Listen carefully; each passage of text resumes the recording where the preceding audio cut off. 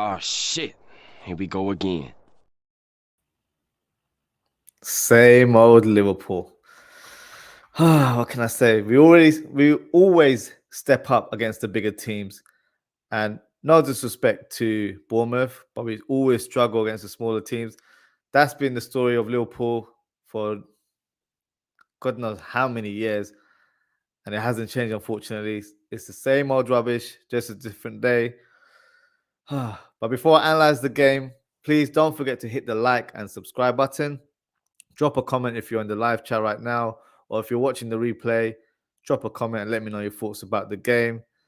Now let's get into the analysis of the game. So first half, such a strange game as we looked so confident going into the first half, playing some neat football, some good touches around the pitch, but very, very woeful in front of goal today. Van Dijk had a header from the corner around the 5th minute. Goal line clearance from Lerma, which was fantastic on his part. Trent Alexander-Arnold tried to scuff a pass, tackle, I don't know what he was trying to do. Wayward pass towards Solanke, and he put Otara on the right wing, who was on smoke throughout the game. He goes one-on-one with the keeper. Unfortunately, hits the side netting. Nunes had a shot from distance from the left-hand side.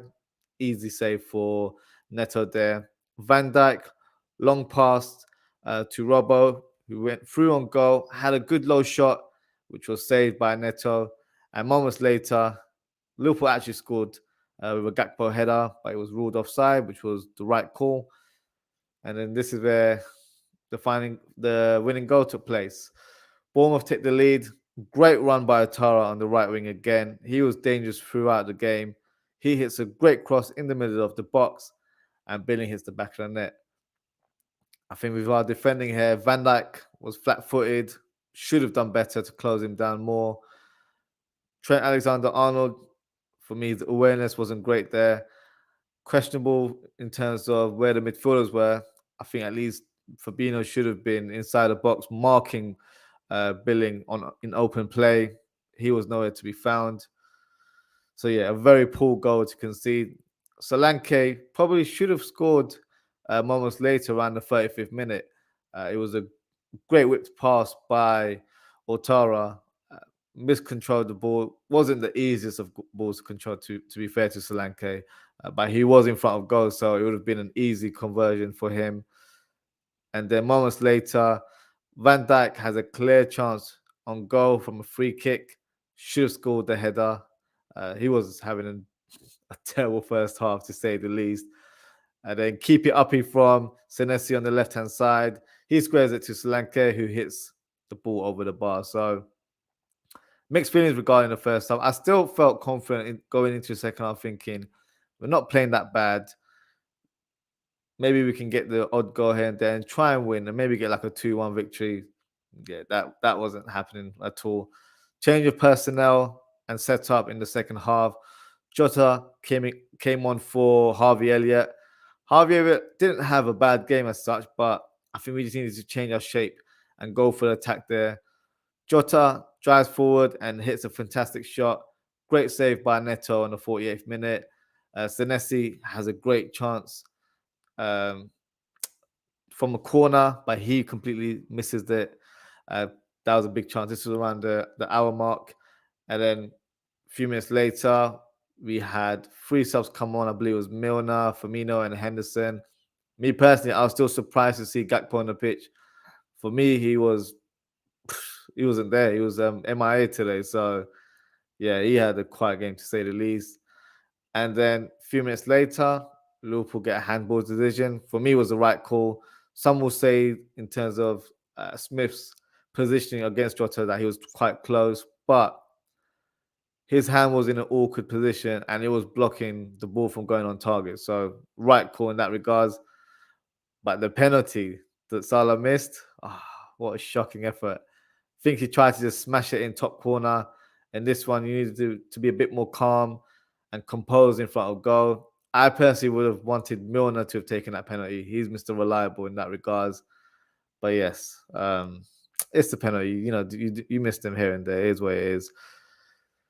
Christie, who was a late on sub for Bournemouth, he had a shot on goal around the 82nd minute that was saved. and Gakpo came on 94th minute, similar position to Van Basten back in those days where he scored that amazing half volley.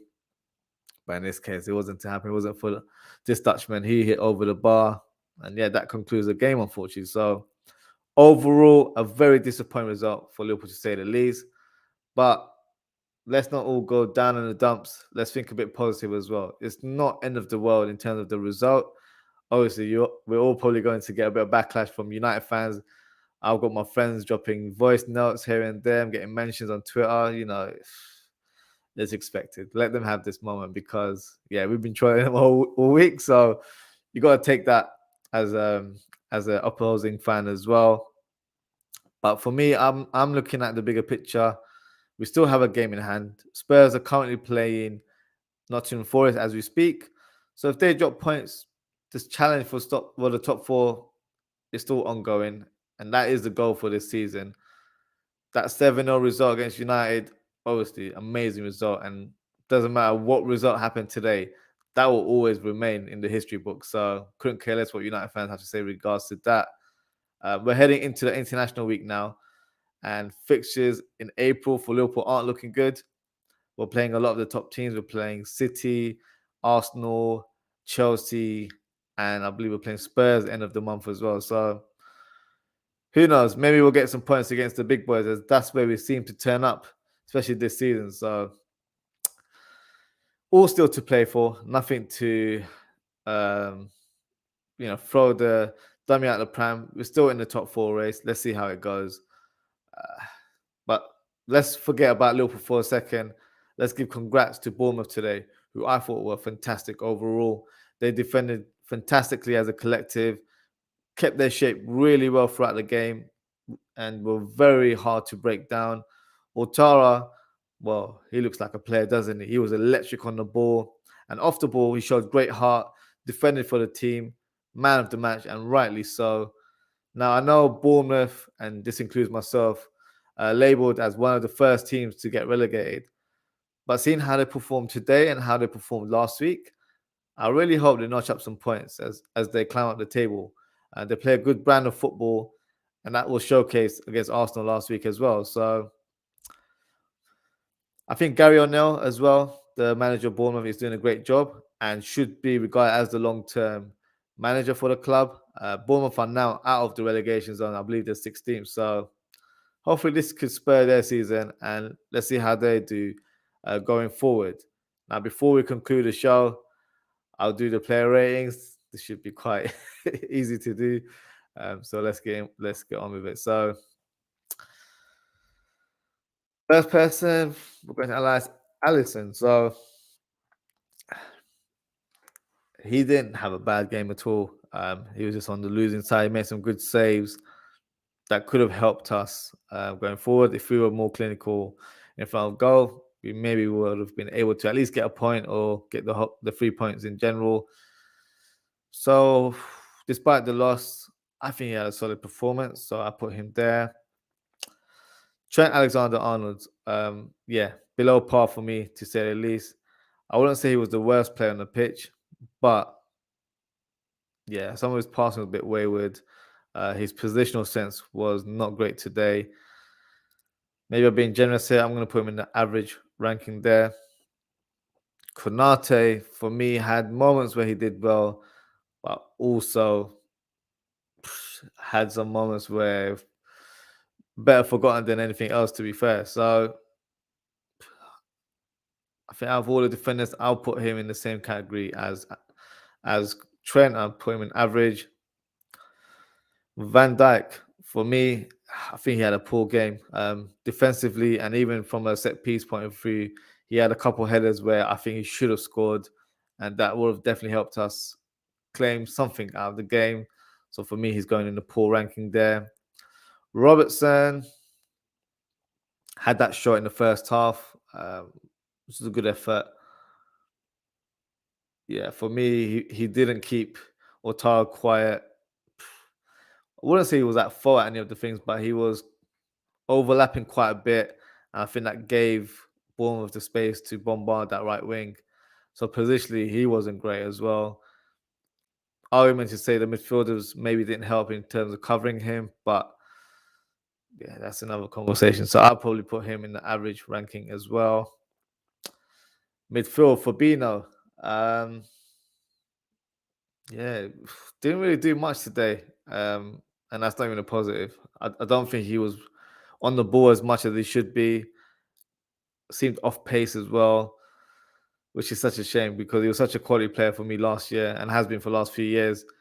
He's just dropped a level. He's had a few good games recently, but it doesn't seem like he can play back-to-back games, which is quite a concern for a player that's 29, 30 years old. So I'm going to put him in the pool. I wasn't impressed with him today. Next player is Bajtic. For me, the young kid, he tries his best. He does well for the team. He got in there, did a few tackles, made some decent passes as well. So yeah, I'm gonna have to put him in the average ranking there. Elliot, for me, can't give him a thorough analysis because he only played one half. I actually didn't think he was that bad. I think there was moments where he kind of let the team down in terms of defensive duties. But he's still learning. I still feel like he's got time to grow. He has shown improvements in the last few weeks. Maybe I'm being too kind. I'm going to put him in the average ranking there as well. Onto the onto the attack. Let's start with Salah. Quiet game, to say the least. And I'm pleased that I didn't actually put him as my captain for the FPL, which I should have done last week. We've got some points there. But in this week, made the right call there. Yeah, quiet throughout the whole game. Didn't really trouble the Bournemouth defense. Just wasn't involved as much. And obviously the penalty miss as well. Yeah, it was a bit of a crazy one. So for me, he goes in the poor category. Nunes, for me, was actually not that bad. I think out of all the attackers, he was the more of a positive spark. You could tell he tried. He tried to stretch the defense of Bournemouth as well. But yeah, I think he got substituted. You could tell he was frustrated by getting substituted as well. I'm going to put him in the average ranking. Now, Gakpo for me was shocking today. I don't know if it was his twin brother playing today because, yeah, he was not the same player that played against United the other day. So, with that said, I'm going to put him in the poor ranking there. And on to the subs. So, Jota had that great moment. I think the opening 5 minutes of the second half, where he had that great shot and lovely save by Neto. And apart from that, he didn't really have much of an impact elsewhere. But I'm going to put him in the average ranking. Don't think he was as poor as the other players listed in that category. Then we've got Milner. Right back. Yeah, it's not what I want to see, but you know, it is what it is. We don't have cover for that area at the moment. Made some good tackles here and there. Got outpaced a couple of times as well. So I'm not really sure where to put him. I'll just put him in average. I don't think he had a poor game, but he wasn't great either. And then we've got Firmino. Firmino shows some good touches. Yeah, I don't think he had much of an impact in the game. And I don't think it was poor either, so I'll probably just go average again. And then you've got Henderson. Henderson, for me, did better than the other subs. Tried to keep the ball going, keeping possession, distribute his passes here and there. But for me, too little, too late. So I put him there.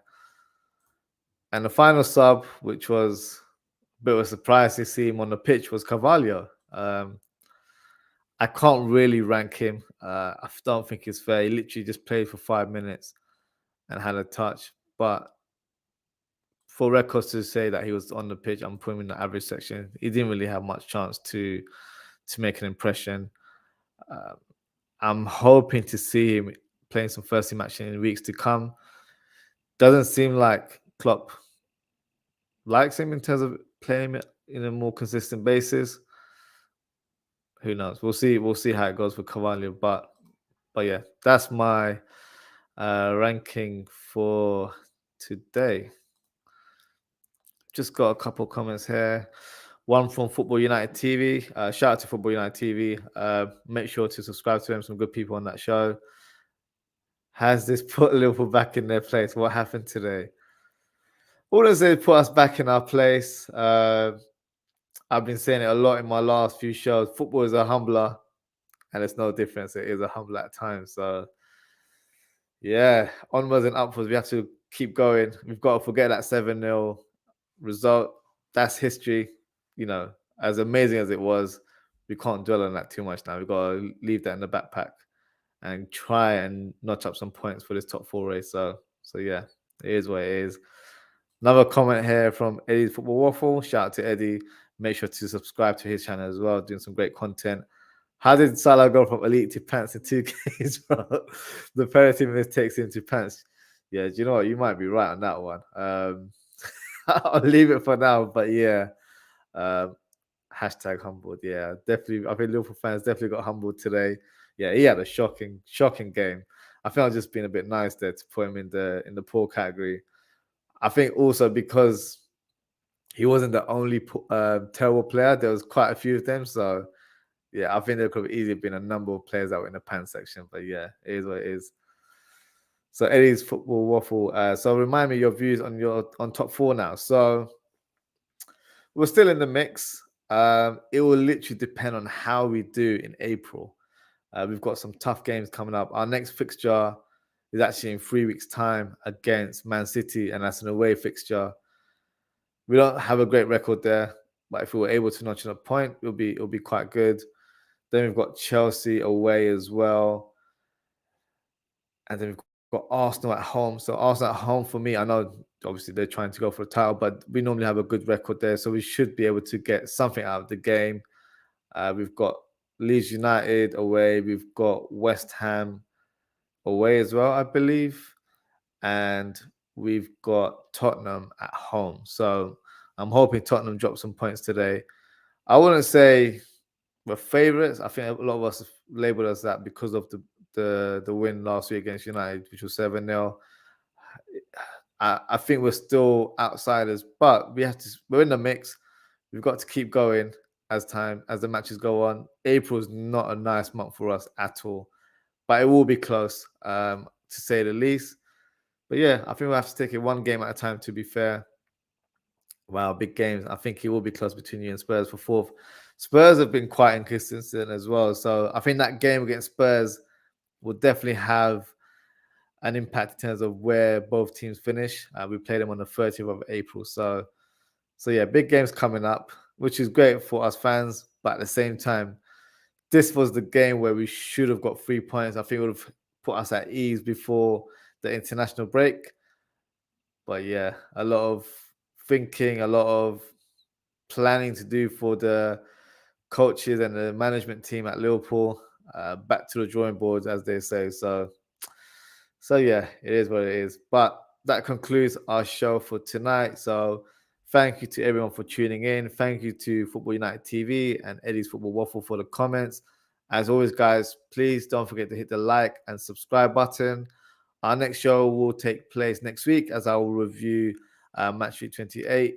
Date to be confirmed. So if you follow me on social at OzzieFTP or Ozzie.ftp on Twitter, I'll give you more of an update in terms of when I'll be live. I'm off to have some lunch. I'm not going to let this defeat ruin my weekend. Yeah, Liverpool don't run my life in that regards. But as always, guys, take care, stay safe, and I hope to see you all next week. Good night. Good evening.